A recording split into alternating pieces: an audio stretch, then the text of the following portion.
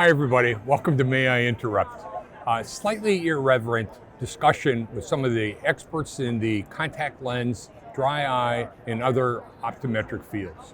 My name is Craig Norman. My co-host here is Dr. Jason Jedlicka, and we hope over the next few minutes to have an interesting discussion with you of what we think is one of the up-and-coming leaders and technical contact lens fitters within the contact lens field. Jason, before we get started, do you want to talk a little bit about your favorite subject, which is the May I Interrupt merchandise? You know what first of all, that's the Oculus logo, and I do want to thank Oculus for supporting this. This is May I Interrupt, Craig. See that? How that's now I got it. Yeah. Okay. This is the man. But actually what I wanted to say was that introduction you just did. Yes. That was probably the most coherent intro you've done this whole season. It is. I've been thinking like season 2, it's been struggle, on these intros, but that was beautiful, man. I'm working on it, man. You're getting better. It only took us to like our 6th episode to get one down. I'm That's working impressive. on it. No, I'm good. Thanks for letting me ride shotgun with you here. So. I am feeling pretty good. Jason is saying something nice about me. Yeah. Makes me feel good, but it makes me extremely nervous. Yeah, and you haven't had any wine yet either. So. No wine yet. The only wine so far have been the other 3 episodes we taped where you were whining through most of them. Maybe I'll have Ursula go get me that Samuel Adams Oktoberfest is pretty good. I could stand one of those while we're at it. So since this is our last episode of the day. Okay, so let's welcome our guest. Yes. Dr. Brooke Messer. Come here, Brooke. How are you? Hello. Come into our den. Hey, Jason. Hi there. Hi, Craig. How's it going? Long time. No. Come on in. I'm glad you called for those beers. It's about time. I wouldn't let Craig have one if we had more to do, but this is our last one, and so keep it together for the day. I was waiting for sure that since my wife Ursula is who we sent to get the cocktails, that she would be cutting me off. Oh, that's true. Which is usually the way that. Well, and Ursula's so good at taking care of business, so it's like I wouldn't ask you to do it. No. So, anyways, folks, we're here at the American Academy of Optometry. Very exciting place. This is day 2 here. Lots going on. One of the most important things that's happening, though, is we're getting to revisit and not only talk to, but get a hug here and there and a handshake of people we haven't been able to really get together with for a couple of years. And it's fantastic. Feels good, for sure. So Dr. Brooke Messer is with us today. I'm going to ask you in a second to talk about your history. Sure. But just to let everybody know, if you don't know this already, these two worked together for quite a period of time, so that they might be interesting in the way that they answer to the same question about the same story. And I did dig up a lot of dirt that I planned on bringing up today. So. Well, it just tells you a lot about Brooke that she could put up with working with me for like 4 years. So. That's what we said for the whole time. Correct. Yes. So Brooke, tell us what's going on. Where are you at today? How did you get there? So I'm currently in West Fargo, practicing at Vance Thompson Vision. It's like an OD, MD co-management place. It's funny you don't sound like you're from Fargo, though. Well, it's because I spent some time in California previously. That's where I went to optometry school. That's where I lost the O. You shaped out your Fargo accent. I cleaned that up. Good. So I did my optometry school in California, residency in California, and that's where I met you. So actually, we go further back than Jason and I do, and it looks like we have a special delivery. Quality over quantity. Love the Oktoberfest. This is the quantity. This is the quality. And so I think the coolest thing about the two of you and being with you guys is that during my residency, it was Ursula that said, so maybe not you as much Urs, but she was the one that said, do you know Jason in Minneapolis? Because she knew I sort of wanted to get back to the Midwest area, and that was it. So we started emailing, and then all of a sudden, before you know it, I was up there practicing alongside Jason, and we had a nice little thing going for a while before kind of When you say a thing going, you mean you had a nice working practice. Relationship in the office. Yeah. Be careful, Craig. You haven't had any wine yet. No. Yes. I just wanted to clarify that for anybody that was going to make some leap here. We had such a great time in clinic together. Amazing staff, great patients, and students. Collaborative. We had lots of interns who rotated through our practice, and so I did notice though that Jason, that once Brooke joined your practice, Yeah. you got much smarter. Well, So yeah. how did that happen? Osmosis, Q&A helped me with this one. I don't know, a multitude of ways. Yeah. Plus, took a lot of the burden off running a practice off of course. me. So freed me up to actually think clearly once in a while, maybe. Right. Yeah, that was definitely some of the best years in my career so far. It was And just I really know fun. this from what you guys have said all through the years. It was such a fun time. It was. Yeah. And of course, at the same time, it's been interesting on Oh, here's another delivery. how the paths have changed. The service here at the Yes. American Academy of Optometry is phenomenal. It is. It's And- unmatched.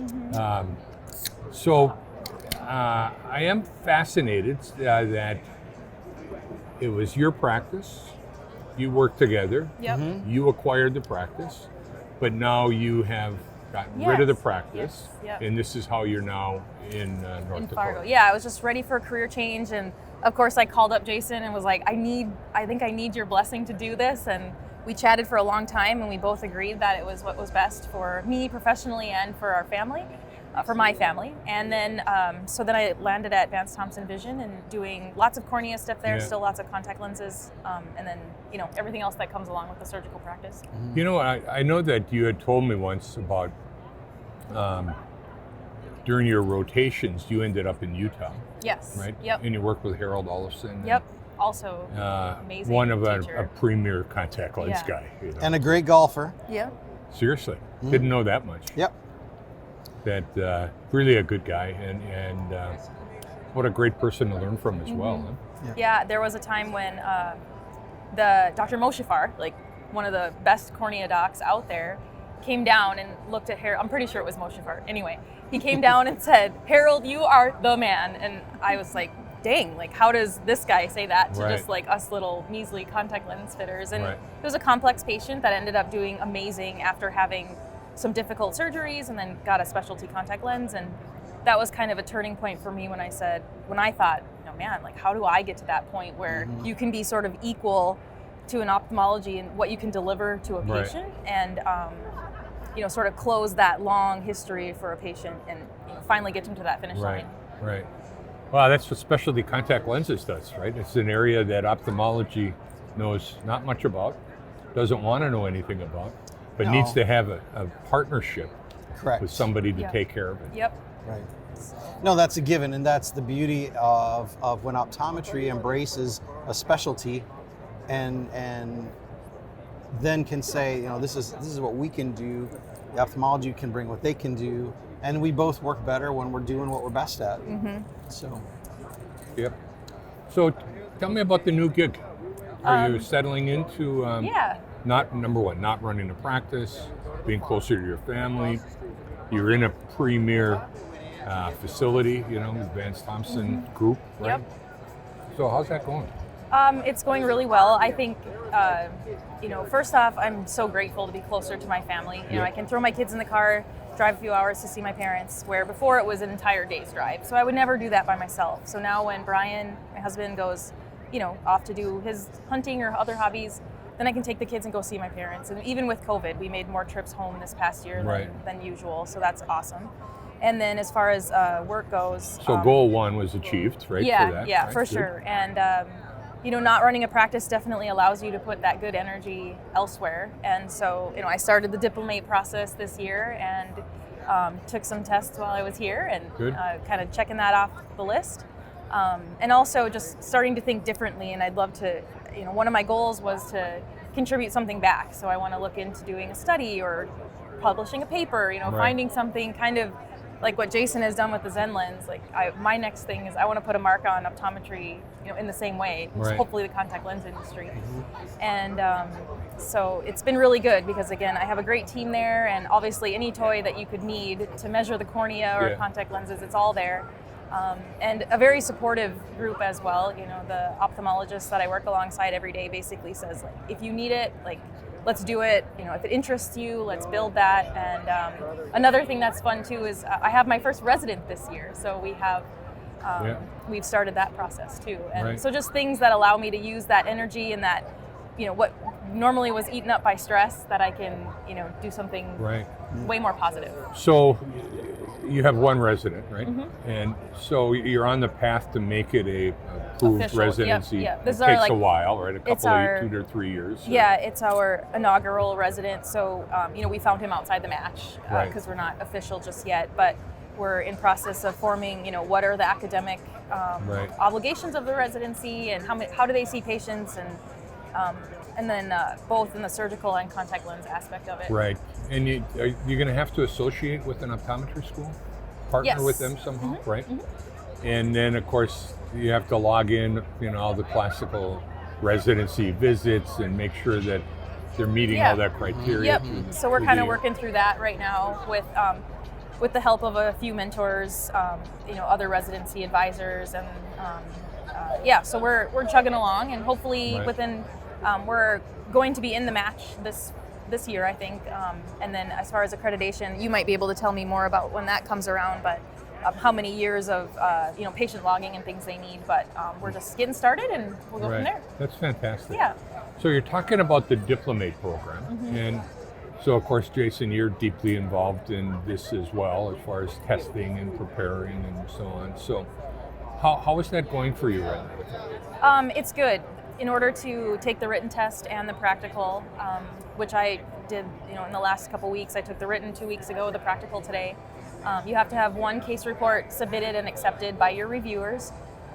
And it's a bit tedious, the case reports are, especially that first one, because you send it in and they come back with a lot of Sure. suggestions on improving it. And but I think my favorite part of the process so far has been, writing that case report and justifying your decision making with a particular patient case. This was a case that had a patient that had RK surgery, and how we manage the contact lens fitting and the management of the cornea. And we all have these, we know that we do XYZ for certain patients, but why do you do it? And you have to dig into the literature and understand Sure. that, and really you understand more about corneal healing and how contact lenses, the tear film, and I really learned a lot that first one, and I have 6 more to go. So it's Right.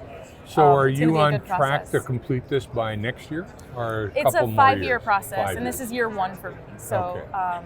hopefully I have to get 6 more case reports in 4 years. Yeah, Yeah. So hopefully I'll stay on track. yeah. Jason, in the contact lens area, how many diplomates are there now?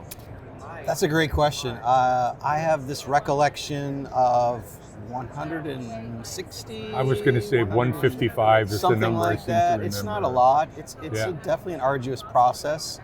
But again, you think, why would I do this? And I thought the first thing that came to mind was, why would someone climb the top of Mount Everest? Right. Yeah. You get there just because it's a sense of accomplishment. You Yeah. stand up there and you see the world from a different perspective. And I think becoming a diplomate is a lot the same way. It's you are literally getting to the pinnacle of your Right.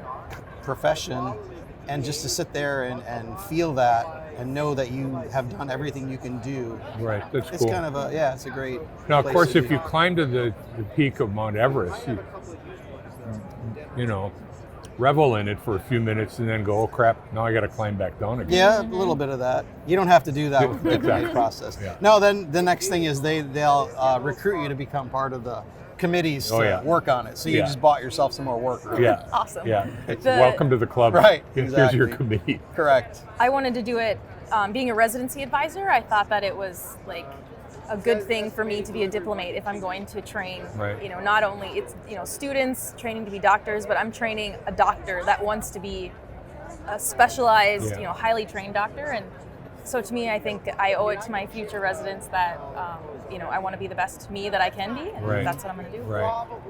Right. That is cool.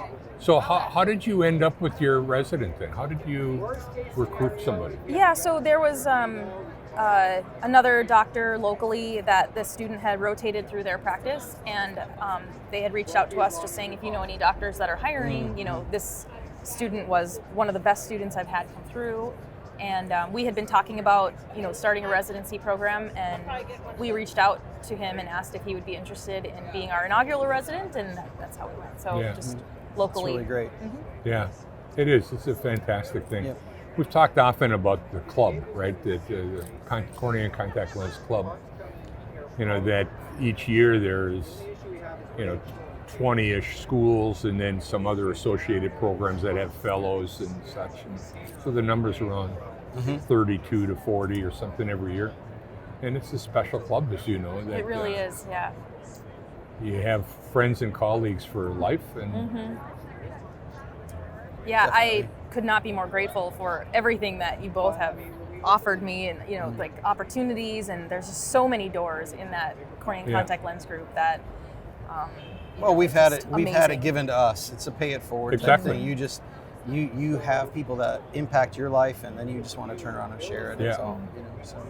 I think it's very cool being able to mentor and help out somebody. That It is. to help light a little fire under them, give them the support when they need it, and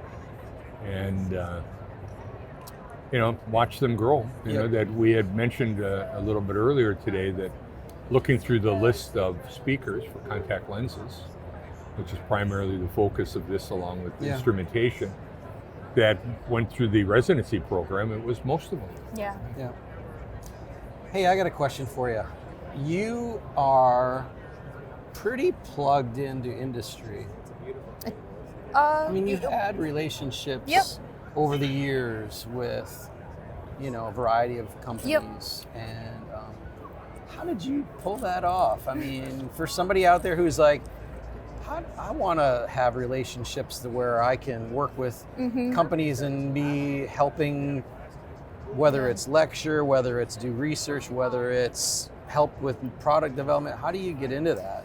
Yeah, I think that's another one too, where there's a lot in your connections and your mentors, and being willing to stay back when your friends are going to the bar and they're hanging it up for the day, but you go to that extra lecture, or you walk the exhibit hall maybe with a mentor rather than all of your friends. Right. Because then all of a sudden you meet someone, and then they need something, and you mention something, and they just need a small project, and that's usually how it starts, is just a small project, and you do that, and then you connect and you kind of go that way.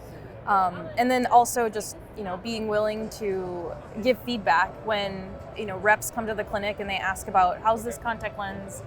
And then you give them honest feedback, constructive feedback, in a way that, they can go back and, tell their sort of chain of command on, like, wow, this doc is, really gets it. And then they reach out. I think being willing to, get up and speak in front of your peers. One of the my favorite ways, even still, to interact at the Academy is to submit case reports or posters. You get up, you talk for 15 minutes, you give some feedback, and then again, that opens even more doors because more people see you on the podium. And a 15-minute talk is very doable, even for a new speaker. Yeah, for sure. And I think that's the way. And not being afraid to ask a company, like, I have an idea, or I have this question, and connecting with them at the meetings. Like, Brooke, I know from having worked with you on projects through the years, what industry's looking for is, they'd like people to do projects. But even more importantly, is they want to work with people that will complete projects. Right. Because so many of them get started and they're interested, and then they figure out, well, this is a lot more work than doing an exam. Yeah. And the paperwork, and it's a hassle, but it's fulfilling. It is, it is really. And I can't even say more than that. Like, just the ability to complete those projects, again, put your tiny marks on the profession, and eventually a big mark, hopefully. Right. And the projects really teach you other things, because all of a sudden you start thinking outside the box, and now you're thinking bigger than just that contact lens. Right. I was thinking today, I ran into somebody, and one of the things I always tried to do in practice was to be really friendly to the sales reps. Not antagonistic. I mean, they're just trying to make a living for their families and themselves. And then I didn't figure this out for like 10 years, but it turned out to be really good, because it turns out the sales rep becomes a district rep, a regional rep, a vice president of a company, and they remember that you were really nice to them, not like the other people, right? And so I share that tip with people all the time. And what's funny is, I think, if I remember back, there was a day right when you first started practicing with me, when some young whippersnapper, I think named Bill Shelley, came to town and took Brooke and I to dinner, just, to represent Alden, and we talked, and I think it wasn't more than about a year later we were working on developing lenses with Lenses. them, and Yep. it just all came from saying How yes to going to fortuitous, right? Yep. Definitely. It was- I won't deny that. Amazing. Yeah, that was a great. I remember it, and there is a picture on my Facebook that I posted, and Yeah. it comes up every year, and we have to tag each other, the three Right. of us, every year. Right. So yeah. Bill impacted a lot of people like that. Yeah. He did for sure. For those of you that know Bill, he's really a very prominent force within the specialty contact For sure. lens field. Yeah. So what special things are you involved in right now that you Special can talk things. about? Special things. Are you? Well, my daughter turns 5 next month. Wow. Just- Boy, that happened quick, huh? yeah, that does. Yeah, and So you're talking school next year? we Or are this year? talking, Next- kindergarten next year. Yeah, Right. so we're looking at schools locally. Wow. Yeah. But yeah, I've been doing some work alongside Jason, and we're always brainstorming about what's next, and Perfect. particularly with the Zen lens. And so we're coming up with ideas around that, and we're hoping to do some myopia studies at the clinic, Yeah. and I'm kind of spearheading that since I'm the first myopia control sort of advocate at Vance Thompson. And just doing lots of local education too. So that's I great. guess, yeah, I mean, special things, like how do you quantify special? Well, But those are over and above the normal course of the day, Yeah. right?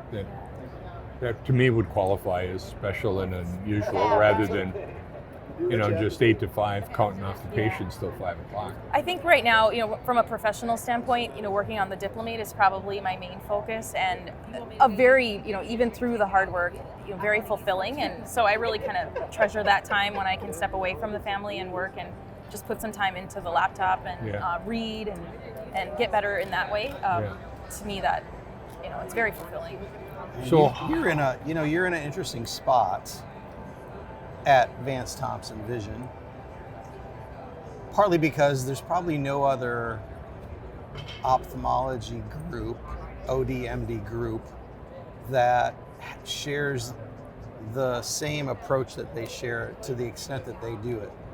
I mean, for those people aren't familiar- interprofessionally, you mean? oh my Right. goodness, Yeah. just they do the referral thing Perfect. Yeah. perfectly. But not only that is you've got Vance Thompson himself, who's also, I believe, the chief medical officer for Euclid, Yeah. an ortho-K lens company. Mhm. And so what an opportunity to build something, again, unique. And I know your brain's probably churning. You said myopia, so I'm like, yeah, what other ophthalmology practice is going to want to dive into myopia management studies? Yeah. That's a very unique situation, and there's probably going to be some opportunities that you might have there that you wouldn't have, Correct. if you were just on your own or Yeah. in an OD practice or at a different setting. So And yeah, it's amazing to be where I'm at because of my special interest in myopia. They were like, yeah, let's go. Like, hit the ground running. Let us know what you need along the way. And so again, being with somebody that can help support you with team members Right. and people Yeah. who can write research protocols and helping you find meaningful endpoints. Yeah. That is super valuable yeah, So, and, like- and resources. historically, for better or worse, most of our OMD colleagues were anti-ortho-K and anti-myopia management. It's it's not real or whatever, and it's good to see that changing some. So I think it benefits everybody. Yeah. So within Vance Thompson Group, are there often referrals to optometrists, or do they mostly go to? Yeah. So there are outside optometric referrals to other optometrists within the system that might have some subspecialty that. Yeah, so I personally get a lot of referrals for contact lens fits from the Right. local docs, and I've even had a few myopia control referrals for orthokeratology. We try and keep it so that if there's something a local doctor could do, we want them to do it. So, Right. for example, a soft bifocal lens, we would encourage them to do that. And I would say, hey, I'm here if you need me, Right. but you can do this. Where orthokeratology, again, just a little bit more time and education involved in that. And so I am fitting ortho-K lenses there. But again, if a doc called me up and said, can you help me do this? Then the answer would be yes, of course. Right. Like, can I swing by and see some patients with you? So again, we do get referrals for contact lens fits and even some dry eye patients too. They'll Right. come in a referral with my name on it. Right.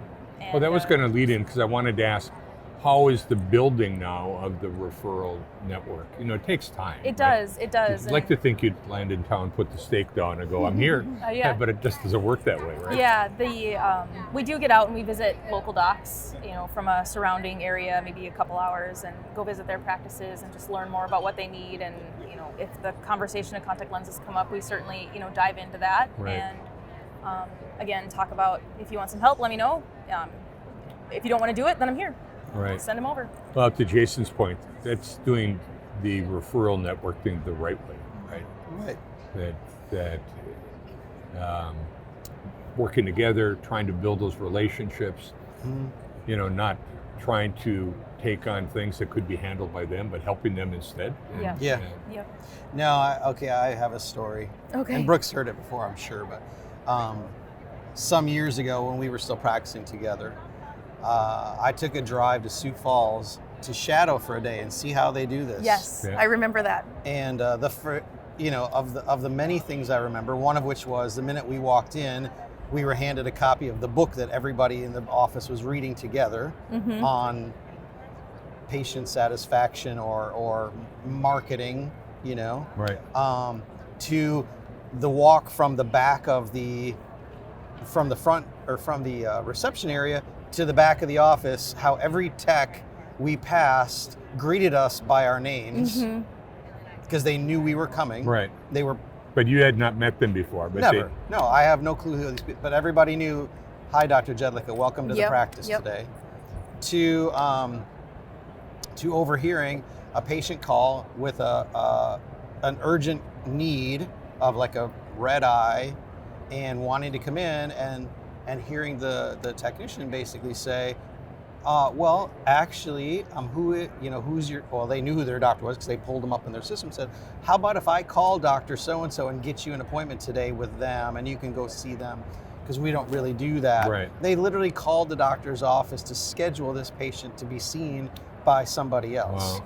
But that's the distance you go, and you know, so the referrals then just, you say, how do you put your stake and you hope they come? Well, they come because the history has been built already, and so again, it's a perfect place to be.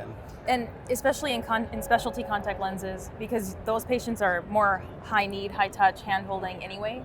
And so to go to a practice where I can already do the things I've been doing, like that, you know, patient phone calls or return emails, and just knowing that if my team members interact with my patients, that they're going to get that same sort of high touch, high hand holding experience, and that they're going to, you know, feel good about their experience with the technician, and where I'm used to doing it more on my own, but having more people there to, just because it was a smaller team in Minnesota, but So, having that support you know, is great. this interaction with patients, we always talk about it. I mean, that try to practice it right in the practice and so on. But I'll share with you an experience. So my optometrist that would take care of me, who was an SCCO grad and joined us at the clinic and then later on started her own practice. But yeah, she was phenomenal, right? The most personable. She had this ability, she used the scribe. And the way she used the scribe was she was talking to me the whole time, but she wasn't talking to me. She was describing to the scribe exactly what's going on. Oh, but that's I a good thought she was tip. talking to me. Right. You know, Craig, you have, you know, the onset of 1 peak cataracts, you know, and blah, blah, blah, of your age. And now, right now I'm taking a look at the back of the eye, and it appears that the back of the eye is normal. Right, that wasn't so much for me. It was the normal thing over by the scribe, right? And I just loved her. I loved going there. I that's loved the great way it tip. operated. Well, so she retired, right? And they referred me to somebody else in their practice. And I went to see them. And when I left, I said, they said, do you want to schedule an appointment for a year? And I said, I will. And then by the time I got to the car, I'm thinking, I'm probably looking around. You know, that it was just so different, that there wasn't the hand holding, there wasn't any there wasn't a connection. I guess that's what I want to say. And if there wasn't a connection, why wouldn't I look for somebody else, right? Right. To connect No, I love having a student in the room with me Yeah, because it gives me an excuse to verbalize what I see when I examine. yeah. And then So it's and like off- having a scribe, right? It is. Well, it is, but even it's if I just sit there and say this aloud and it's just me and the patient, they think, what's this guy's problem? Why is he saying this stuff out loud? But if there's another person I'm talking to, they overhear it. A lot of times I'll even say, I'm going to tell so-and-so what I see. If you have any questions about what I say, let me know and I'll be happy to clarify. And it gives you an opportunity for the patient to see that what all you're actually doing, and they take, you're checking all of that. And Yes. what did that mean when you said 1 plus MGD? Can you clarify that so I understand? Sure, well, you have this problem with your eyelids. It's just, it's a great opportunity. And again, I learned when I visited Advanced Thompson Vision that day that after I sat in on a patient that John Berdahl saw, and he dictated back to the referring optometrist in the presence of the patient. Yeah. So the patient knew what was being told to their doctor, and they had the opportunity to listen and then ask questions. Now, you told my doctor I had cataracts. Can you tell me more about that? And I thought, wow, that's a great way for the patient to kind of get a wrap up, is to actually verbalize what's going on in front of them. Yeah, terrific. So speaking of wrap up, we're about to wrap this up. Already? Yeah, I know. It seems like we could go on. And so, Brooke, do you have anything else additional you'd like to share with the audience? Just that, if you're thinking about getting involved in specialty lenses, I think it is practice changing, life changing, career changing, and I think back to my time in Minnesota, and I think about the relationships I built with those patients because of the way we change the way they see. And I mean, it's just, there is no reason to jump in with specialty lenses, and there are so many resources to learn and get better and start no matter what stage of career you're at, that there should be no hesitancy. I know both of you guys can relate to this, but when you think back about your last week or so in the practice before you moved, and people showing up, People showing up. I had people schedule when I was leaving the clinic to go to the Michigan College of Optometry that didn't even really need an exam yet, and just to say goodbye. I mean, it's fantastic. Yeah. It really is fantastic. A flood of emails, saying goodbye, and so definitely. And I'm happy to build those relationships where I'm at now too. Yeah. But there's just. It is the best way to connect with your patients. For sure. Well, Brooke Messer, what a guest. What do you think, Jason? Well, I did have one thing I wanted to say, Craig, and that is those clear plastic frames you're wearing. Yeah. I love the way they carry the blue neon from the May I Interrupt sign. Ooh, I see a blue ring. That's really good. I like that. You need to wear those whenever we're on the set, because I really enjoy it. Yeah. It's just one more way the blue neon accentuates your look. So Craig. exactly who do you think you are now talking about on the set? What do you mean on the set? We're a couple of schlubs in front of a camera. Maybe you, man. Maybe you. Not me. So, Brooke Messer, she's the greatest. Jason Jedlicka, he's the greatest. Also the greatest. I'm Craig Norman, I'm adequate. Thank you very much for watching May I Interrupt, and stay tuned for future episodes. Thank you, Oculus, for this opportunity to do this. Don't forget the merch. Merch. Ask, ask, ask.